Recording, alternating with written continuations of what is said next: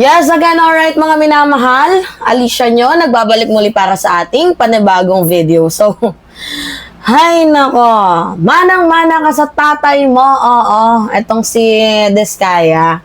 Biruin nyo maayos naman siyang tinanong ng reporter. Pwede mo namang wag na lang pansinin. Pwede mo namang, diba, escape mo na lang kung ayaw mong sagutin ng tanong. Pero yung magde-dirty finger ka, akala mo yung reporter lang yung nakakakita nun? Hindi, uy! Buong mamamayang Pilipino. Anyway, kahit nag-dirty finger ka, hindi naman yun makaka-apekto sa amin. Mas lalong makaka-apekto yun sa'yo. Yan nga yung sinasabi nilang money can't buy class. 'Di ba? Bilyon-bilyon na ang pera mo, pero wala ka pa din sa katinuan kong mag-isip. So, ito yung balita.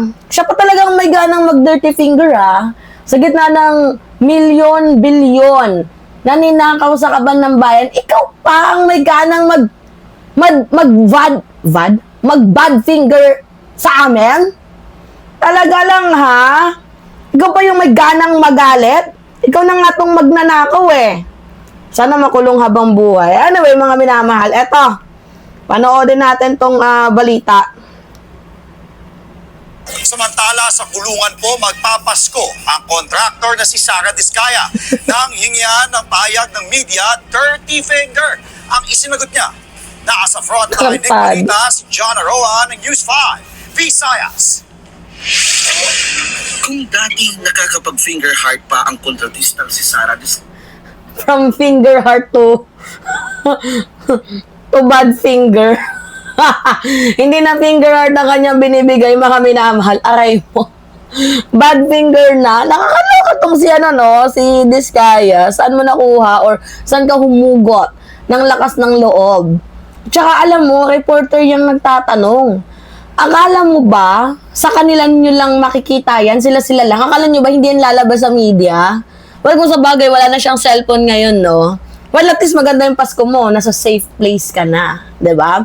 Yung ninakaw kasi ng mga Diskaya, hindi lang yan simpleng simpleng 1M. Bilyones po yan. Mas malaki po yan sa kay Janet Napoles. Kaya nakaka-proud itong administrasyon ni President Bongbong Marcos. Dahil mga kagaya nila Diskaya na nagnanakaw sa kaban ng bayan, abay, eto na, unti-unti nang napapanagot. Okay. kaya ito na siya ngayon, nagdi-dirty finger. Kuha yan bago siya ihatid sa ospital para sa medical examination sa Lapu-Lapu City, Cebu kaninang madaling araw. Kagabi, dumating sa Cebu si Diskaya sakay ng isang commercial flight mula Metro Manila.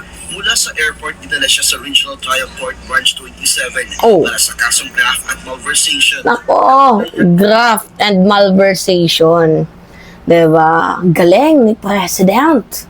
Talagang mapapasabi na lang ako na PBBM, you're the best. Diba? Yung mga tao. Alam nyo, hindi ko naman sinasabi na malinis ang admin. Pero pinapakita ng admin na walang makakalusot sa batas. No one is above the law. Diba? Ng maanumalang 96.5 million peso flood control projects sa Davao Occidental. Hindi na nagbigay ng pahayag si Diskaya, pero humiling ang kanyang legal counsel na sa Pasay City siya ikulong. Habang ang 8 pang inarestong opisyal ng DPWH umabilang sa Davao sila ikulong. Diniit ng NBI Central Visayas na walang VIP treatment. Yan! Yan dapat, walang VIP treatment. Kasi kadalasan, pag mapera, pati ba naman sa kulungan, merong VIP. Dapat walang ganon. Oo, hindi katulad sa panahon ni Digong na ang daming VIP treatment. Minsan nga, iba, hindi pa nga nakukulong, diba?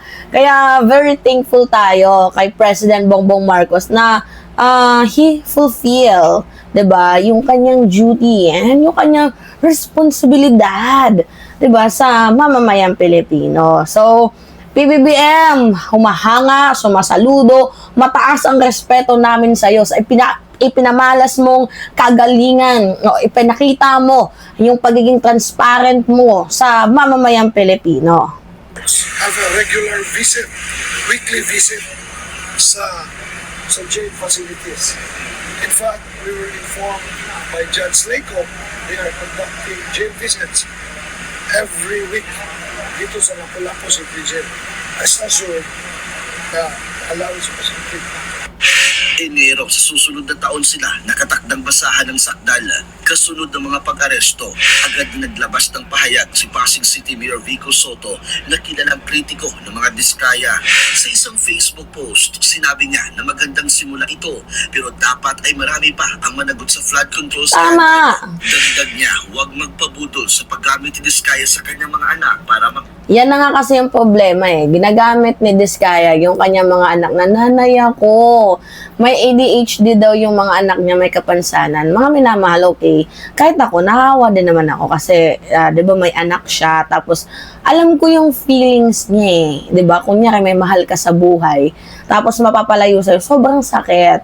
Sobrang hirap. Pero it doesn't mean na de porket meron siyang anak, ay pwede niya nang ma-escape ang kasalanan. Kasi, to be honest, mapera siya. Pwede siyang kumuha ng caretaker ng anak niya or isama niya sa kulungan.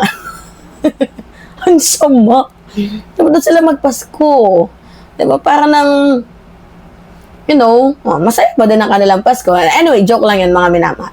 Diba? Mas mabuti na lang din na ihiwalay yung kanyang anak sa nanay or sa tatay. Kasi mas natuturuan ng nanay at tatay na mangurakot, magnakaw, ang kanilang mga anak. Wala pa namang kamuwang-muwang, may mga sakit pa naman. 'Di ba? Siguro sa, itong si Diskaya, may sakit din ata to sa utak, no? Masyado ka kasing naging greedy. Kaya ka nahuli. Alam niyo yung flood control, magandang investment yan.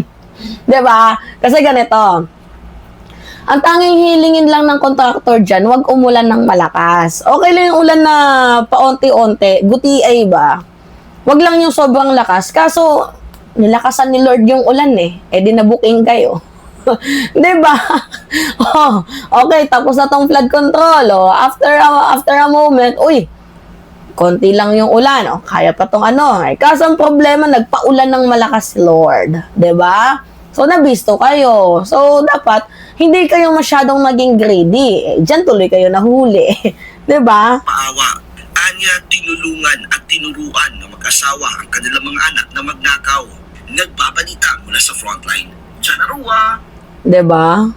Nako, paano yung mga anak ko? Sana naisip niyo bago niyo sila dinadamay sa mga kalokohan niyo. Tama tong post ni Vico Soto. Diba? So, sabi dito ng mga nag-comment, ang importante nasa dirty place din siya. Makulong sana siya habang buhay. Kung dati heart finger, ngayon dirty finger na. Balot na balot, si Queen Payong. Ay, Queen Payong pala yung tawag niyo sa kanya. Posas nyo para patas at ikulong sa tamang kulungan. Isama ang may hirap at mayayaman sa isang kulungan. She's showing off her true color.